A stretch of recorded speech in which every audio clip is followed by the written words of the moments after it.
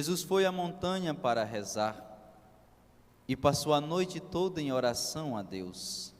Ao amanhecer, chamou os seus discípulos e escolheu 12 dentre eles, aos quais deu o nome de apóstolos: Simão, a quem impôs o nome de Pedro, e seu irmão André, Tiago e João, Filipe e Bartolomeu, Mateus e Tomé, Tiago, filho de Alfeu, e Simão, chamado Zelota, Judas, filho de Tiago, e Judas Iscariotes, aquele que se tornou traidor. Jesus desceu da montanha com eles e parou num lugar plano. Ali estavam muitos dos seus discípulos e grande multidão de gente de toda a Judéia e de Jerusalém, do litoral de Tiro e Sidônia, vieram para ouvir Jesus e serem curados de suas doenças. E aqueles que estavam atormentados por espíritos maus também foram curados. A multidão toda procurava tocar em Jesus, porque uma força saía dele e curava a todos. Palavra da salvação. A cada liturgia, uma provocação da parte de Deus, sempre nos levando à conversão. Primeiro que é esse o objetivo da palavra de Deus. A palavra de Deus, quando chega no nosso coração, necessariamente ela gera e produz frutos.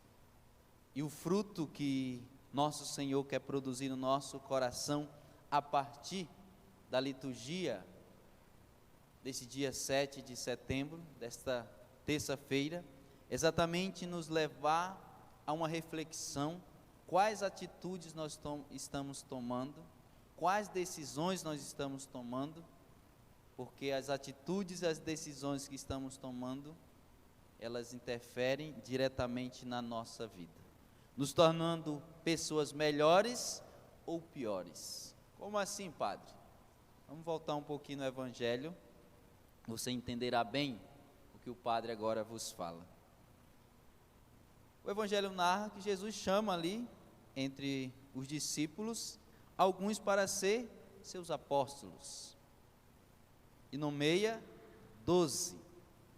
Vai citando aqui que nós já o conhecemos bem: Tiago, João, Filipe, Bartolomeu, Judas, o Zelota. Só que tem um detalhe quando ele fala de Judas Iscariotes. Eu vou, o versículo 16, vou ler para que você entenda bem. Judas, filho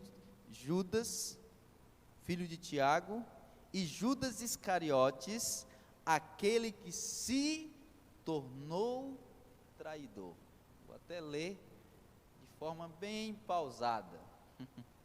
Judas Iscariotes, aquele que se tornou traidor. Judas não era traidor. Judas o traidor, não, Judas não era traidor. Judas se tornou. E olha só como o Evangelho de São Lucas descreve esta passagem, esse momento da escolha dos 12. E quando fala de Judas, exatamente se tornou traidor. Ou seja, se ele se tornou, significa que ele não era. Nós temos que ter cuidado na nossa caminhada,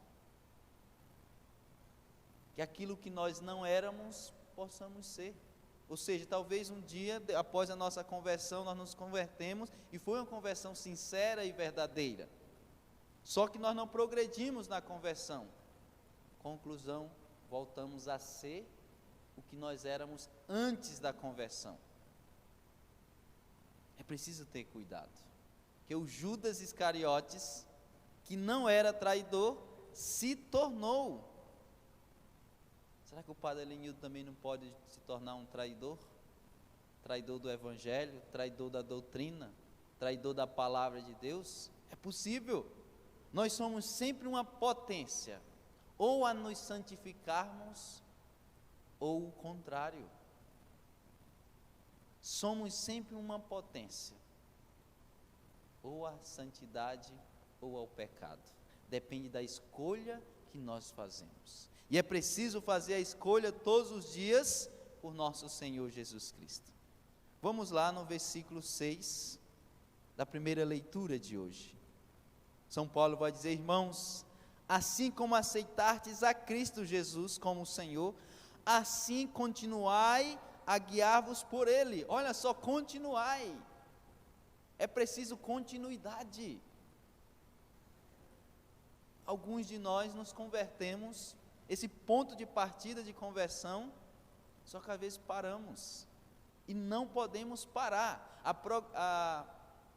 A conversão, ela tem que ser progressiva, ou seja, crescer cada vez mais, e abandonando os pecados e crescendo cada vez mais na comunhão e na intimidade de Deus. O salmista vai rezar e assim vai dizer: feliz de quem na lei do Senhor Deus vai progredindo. Feliz de quem na lei do Senhor Deus vai progredindo. É preciso ter progresso. Irmãos, assim como aceitastes a Cristo Jesus como Senhor, assim continuais a guiar-vos por Ele. O segredo é esse: continuar sendo guiado por Jesus. Senão, em vez de nós irmos para frente, iremos para trás.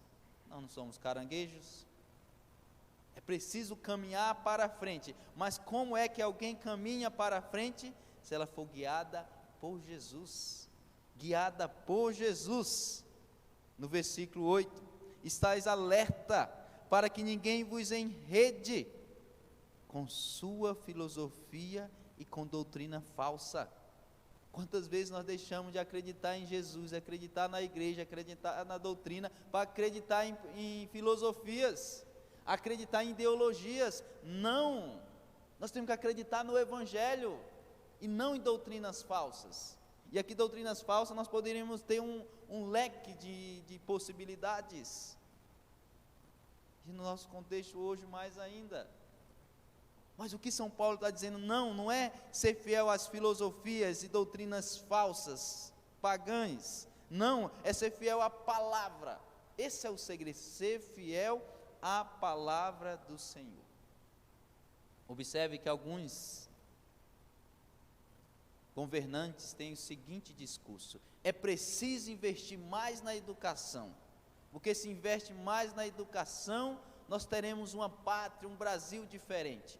Opa, e aparentemente essa frase ela soa com algo tão bom. É mesmo, investir na educação, algo maravilhoso. Cuidado, que a frase em si ela está certa, mas ela está incompleta. Devemos fazer uma segunda pergunta: que educação? Que a questão não é da educação, é que tipo de educação. Vocês que têm mais janeiro do que eu sabem a dificuldade que era e que foi para ter acesso à escola. A faculdade nem se fala. Quantos dos nossos pais, nossos avós tiveram acesso à faculdade? Hoje a pessoa já primeiro faz faculdade, depois faz o colegiado. O negócio está tão fácil que está assim. Paga a faculdade até com R$50 por mês. Nunca se teve tanto acesso com facilidade à educação. Mas olha o tipo de educação que tem sido dada para nossos filhos, para nossos netos, é que eu uso no plural, entendendo o contexto de cada um. Que a questão não é da educação, é que tipo de educação. A questão não é ouvir, é que tipo de coisa que eu estou ouvindo. É preciso termos cuidado no aquilo que chega aos nossos ouvidos, porque soa, parece com tanta tranquilidade. Só que quando nós analisamos a partir da verdade, percebemos que não é bem assim não. Como isso que eu vos falo agora.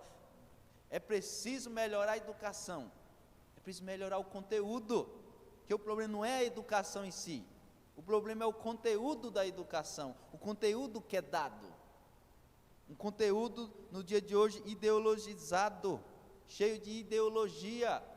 Meu Deus do céu, é um perigo, que a ideologia chega no coração do jovem, chega ao coração de qualquer que seja, e mata a semente da palavra de Deus que está lá.